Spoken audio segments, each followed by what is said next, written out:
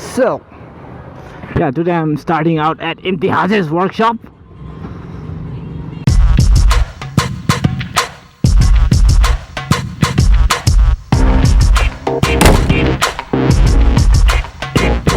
So hello and namaste everyone, hope you guys are fine.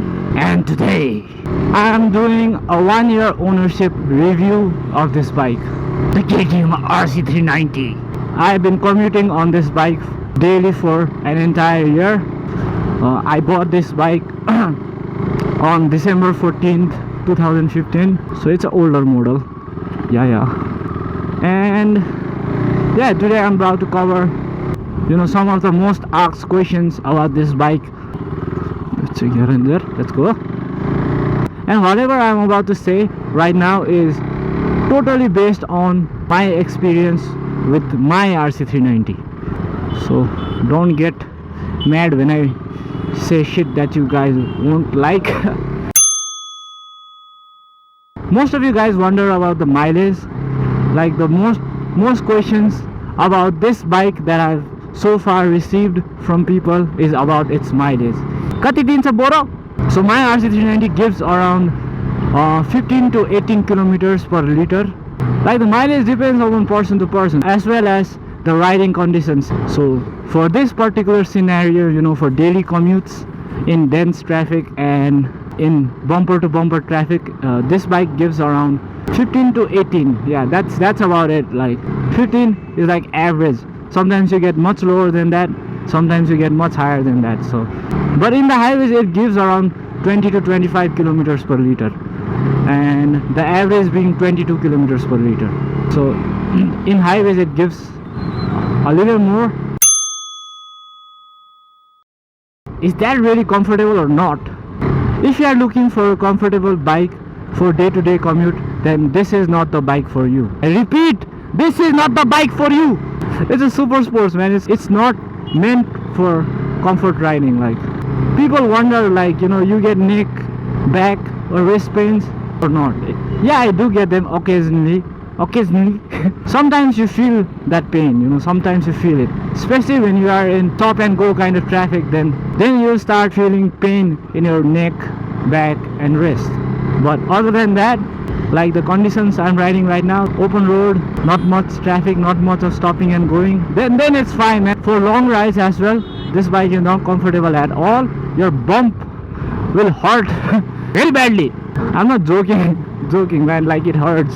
Like even a 200 kilometer ride from here till Pokhara, I had so much pain in my bump.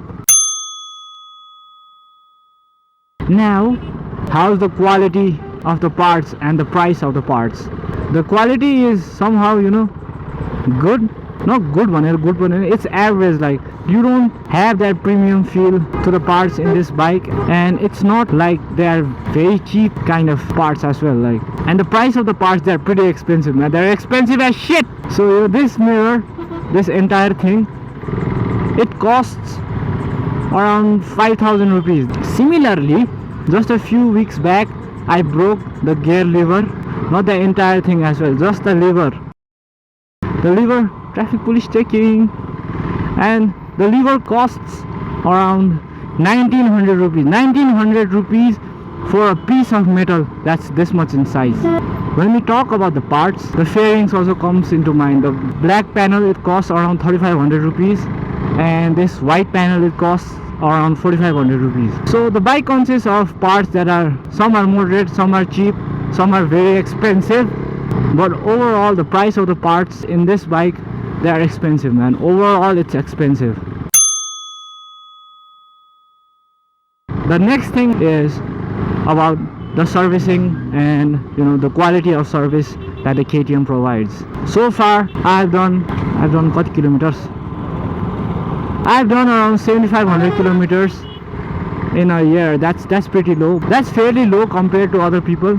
Like some people may do 25,000 in a year. Like so far I've done like only two servicings.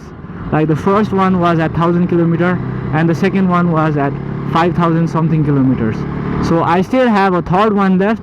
Those three servicings are free, by the way. Like the third one is at 10,000 kilometers, and after that you'll have to pay for the servicing. If you are an average commuter like me, then you know, वर्षमा दुईचोटि servicing like and after 10,000 kilometers then you have to do servicing at an interval of 5,000 kilometers. So that's fairly good, right?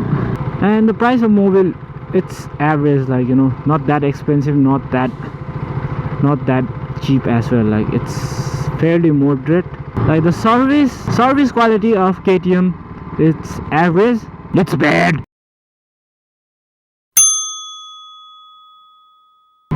Another thing that I think most new RC owners would like to know is that, does this bike really overheat or not?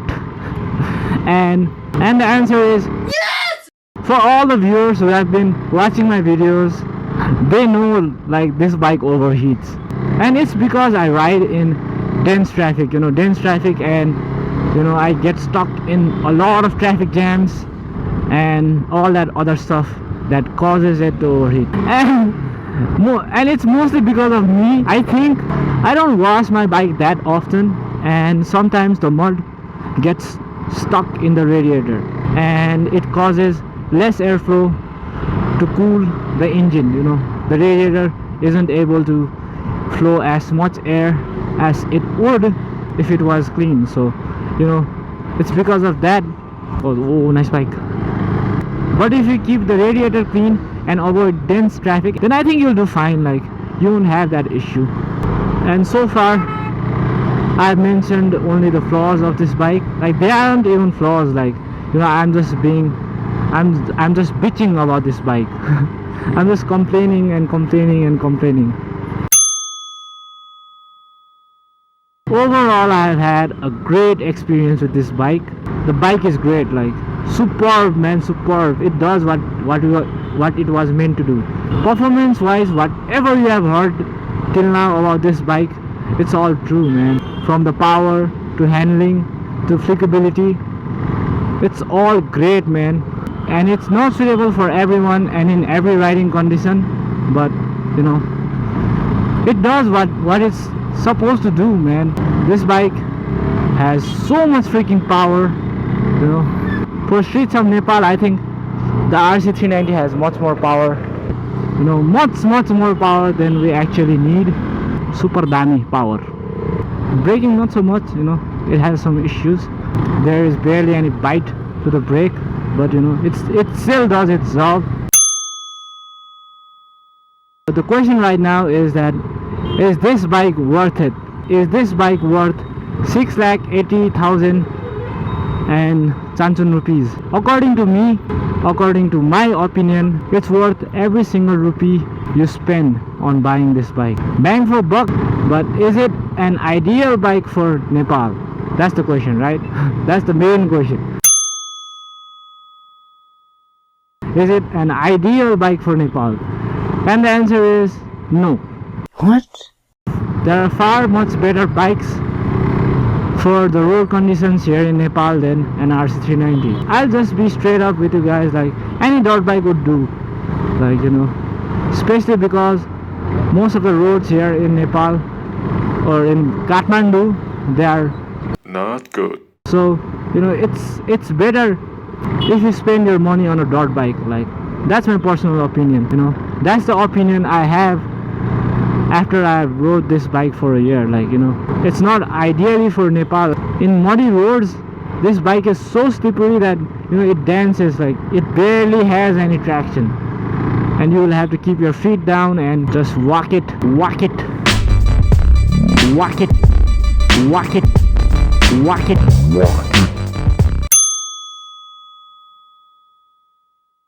So then you guys might be wondering, like, why am I still riding this RC 390? And truth be told, like, you know, I'm ready to embrace all the negative aspects and flaws of this bike. That is the reason that I'm still riding this bike. Like, I just love it, man.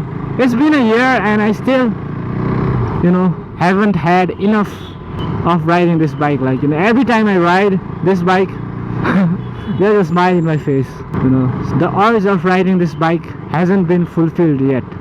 I sometimes itch for riding this bike, like, you know, itchy feeling, and also for a reason that my dad has an XR 125L, so whenever I need to go off-roading, I have that option.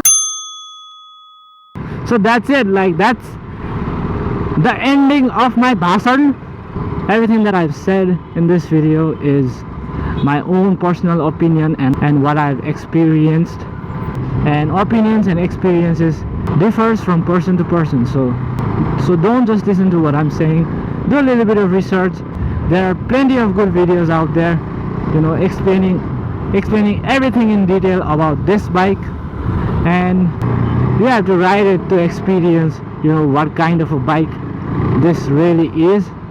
So saying this much, I would like to end the vlog. So until next time, peace. For all you regular viewers, I'm again heading back to Imtihaz's workshop to chill. Yeah.